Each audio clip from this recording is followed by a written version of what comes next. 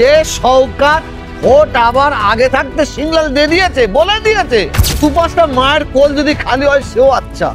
শওকত যদি ভাঙড় কিংবা ক্যানিংয়ে দাঁড়ায়, লিখে নেন ভাঙড় ক্যানিংয়ের অনেক মায়ের কোল খালি হবে।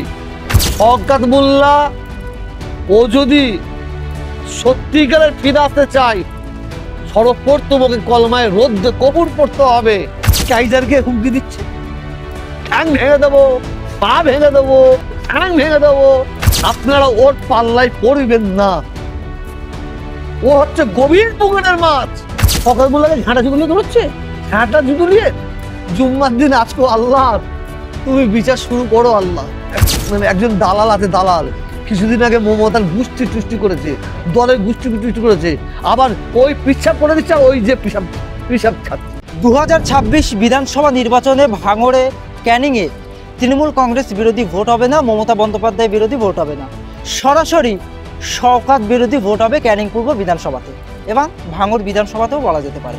হ্যাঁ, এবং আপনারা জানেন যে তার আগে শওকত মোল্লা ভাঙড়ে যখন ঢুকছে, মহিলাদের সামনে তিনি অপমানিত হচ্ছেন এবং মহিলারা শওকত মোল্লাকে দেখে কিন্তু বিক্ষোভ দেখাচ্ছে এবং ভাঙড়ের তৃণমূল কংগ্রেসের একনিষ্ঠ যারা কর্মী, সৈনিক, তৃণমূল কংগ্রেসের নেতারা মমতা বন্দ্যোপাধ্যায়ের কাছে কাকুতি বিনতি করছেন এবং অনুরোধ করছেন, মমতা বন্দ্যোপাধ্যায় দয়া করে 2026 বিধানসভা নির্বাচনের আগে আপনি ভাঙড়ের দিকটা একটু খেয়াল রাখুন এবং ভাঙড়ে আপনি একটু নজর দিন, কারণ তৃণমূল কংগ্রেস দলকে ক্ষতি করছেন ক্যানিং পূর্বের তৃণমূল বিধায়ক শওকত মোল্লা। আর এই কথা আমি বলছি না, এই কথা বলছেন একেবারে ভাঙড়ের তৃণমূলের একাধিক নেতৃত্বরা।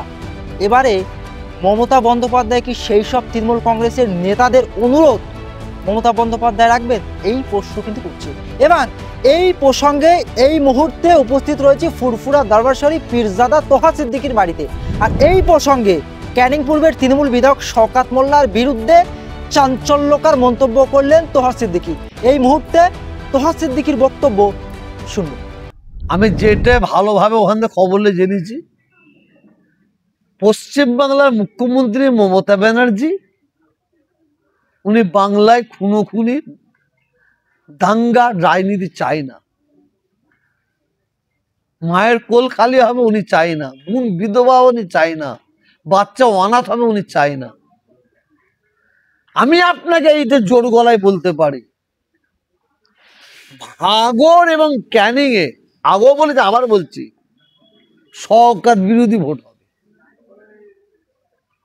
মমতা ব্যানার্জি বিরোধী ভোট হবে না, টিএমসি বিরোধী ভোট হবে না, ওখানে শওকত বিরোধী ভোট হবে। এইটা আমি বলতে পারি। যে শওকত ভোট আবার আগে থাকতে সিগন্যাল দিয়ে দিয়েছে, বলে দিয়েছে দু পাঁচটা মায়ের কোল যদি খালি হয় সেও আচ্ছা। ভাঙড়ের মানুষ, ক্যানিংয়ের মানুষ শওকতকে জঙ্গি মনোভাবপূর্ণ ব্যক্তি বলে মনে করে, শওকতকে তুলাবাজ বলে মনে করে। আমি বলছি না, ভাঙড় এবং ক্যানিংয়ের মানুষ বলছে, শওকত যদি ভাঙড় কিংবা ক্যানিংয়ে দাঁড়ায়, লিখে নেন ভাঙড় ক্যানিংয়ের অনেক মায়ের কোল খালি হবে। লিখে নেন। মমতা ব্যানার্জি যদি চাই ভাঙড় কিংবা ক্যানিংয়ের মানুষের মায়েদের কোল খালি হোক, বিধবা হোক, বাচ্চারা অনাথ হোক, তাহলে শওকতকে দেখবে।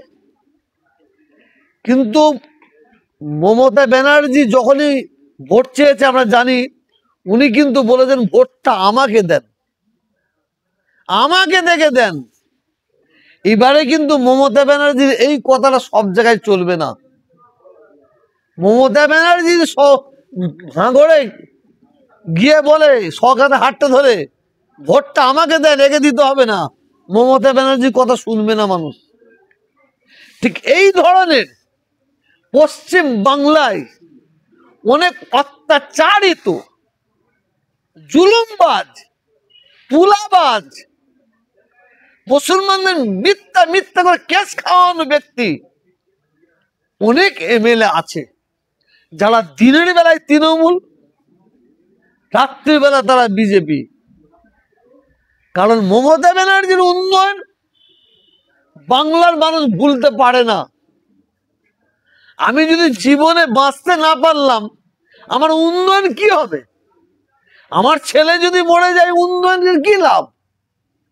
আমার সামনে সুন্দর সুন্দর খাবার আছে, আমার ছেলে খেতে পারবে না, খুন হয়ে যাবে, সে খাবারের কি মূল্য আছে? উন্নয়ন বাংলার মুখ্যমন্ত্রী যা করেছে, 34 বছরের সরকার তার ধারে কাছে ঘেঁষতে পারবে না। কিন্তু এই কালপেট কিছু এমএলএ আছে, এমপি আছে, তাদের ঘরে সরাতে হবে। এটা আমি বলতে পারি আপনাকে। আপনাকে আর একটা নিউজ দিচ্ছি, এর আগে দিয়েছিলাম। কিসের নিউজ? যে ভাঙড় ক্যানিং এর মানুষকে আমি বলেছি আপনারা সতর্ক থাকবেন। যদি আপনার বাড়িতে রাত্রে পুলিশ আসে, থানায় ফোন করে জানবেন ওসিকে, তারপরে দরজা খুলবেন। আরেকটা নিউজ দিচ্ছি, যেটা ভাঙড় এবার ক্যানিং এর মানুষের কাছে খবর এসেছে। শওকত মোল্লা মানুষের মুডিফটা ঘোরাবার জন্য ও কি অত্যাচার করেছে, ওর ব্যক্তিরা কি অত্যাচার করেছে, জুলুম করেছে, সেটা জানে। যে পাপ করে সে বুঝতে পারে মনে মনে, পাপি মনে মনে বুঝতে পারে আমি কত বড় অন্যায় করেছি। যে খবরটা আছে আমার কাছে, ওই পাঞ্জাব যেখানে কম্বল তৈরি হয়, কি ধুলিয়ানা, কি লুধিয়ানা থেকে 25 থেকে 30 হাজার কম্বল আসছে। কিছু কম্বল ঢুকে পড়েছে, তাও বলছি 25 থেকে 30 হাজার কম্বল দিয়েছে। উনি সবাইকে একটা করে দেবে, দিয়ে তাদের মুডটা ঘুরিয়ে ভোটটা নেবার ধান্দা করবে। অত সহজ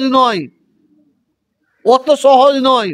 আমি ভাঙড়ের ক্যানিং এর মানুষকে বলবো, যদি আপনাদের কম্বল দেয়, আপনারা অবশ্যই কম্বল নেবেন। ওই কম্বলটা মনে রাখবেন, ওটা শওকতের বাবার পয়সা কম্বল নাই। আমি আবার বলছি, শওকতের বাবার পয়সার কম্বল নাই, ওটা আপনাদের রক্তের পয়সা, আপনাদের রক্ত চুষা পয়সা। কম্বল নেবেন, কিন্তু ভুল করবেন না। একটা কম্বল নিয়ে যদি ভুলে যান, 2 মিনিট 3 মিনিট ভুলের জন্য 5 বছর আপনাদের নাগল টানতে হবে, টানা চিরা করে ফেলবে, কম্বল চিরা করে ফেলবে। অবশ্যই কম্বল নেবেন। আর কম্বল দিয়ে মুড ঘোরাবার চিন্তা ভাবনা নিয়েছে, এই নিউজটা আমার কাছে এসেছে, আমি দিয়ে দিলাম। আমি আবার বলছি, শওকত মোল্লাকে ক্ষমা আমি করব না। শওকত মোল্লাকে আমি ক্ষমা করব না। আমি সব নিউজ আরো দেবো। শওকত মোল্লা ও যদি সত্যিকারের ফিরে আসতে চায়, সর্বপ্রথম ওকে কলমায় রোদ্দে কপুর পড়তে হবে, ওকে নতুন করে ঈমান নিয়ে আসতে হবে, ওর বয়স থেকে নতুন করে বিবাহ পড়াতে হবে।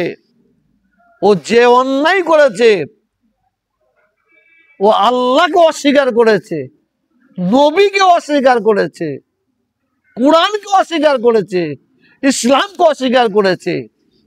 এবার কিছু ইমাম সাহেবকে সাজিয়ে বলবে, কি গেল ভাই, আল্লাহকে যারা স্বীকার করে, নবীকে যারা স্বীকার করে, কোরআনকে যারা স্বীকার করবে, শরীয়তকে যারা স্বীকার করবে, তারা কোনোদিনই পুজো মণ্ডপে যে মাথা নত করবে না, তারা তিলক নিতে পারে না, তারা এক আল্লাহ ছাড়া কারো কাছে নত স্বীকার করতে পারে না। অতএব শওকত যে অন্যায় করেছে, ওকে তার খেসারা দিতেই হবে, দিতেই হবে। আমি জুম্মার দিনে বলছি, আল্লাহ ওকে মাফ করবে না। ফুরফুরা শরীফ দাদা হুজুরের দরবারে ওকে আসতে হবে, 5 হুজুরকে ওরা মাঝে আসতে হবে, এসে ওকে দিনের বেলায় ক্ষমা চাইতে হবে, মাপ চাইতে হবে। দাদা হুজুর 5 হুজুরের সম্পর্কে যে ভাষা ইউজ করেছে, ফুরফুরা শরীফ সম্পর্কে যে ভাষা ইউজ করেছে, ফুরফুরা শরীফের ভক্তদের সম্পর্কে যে ভাষা ইউজ করেছে,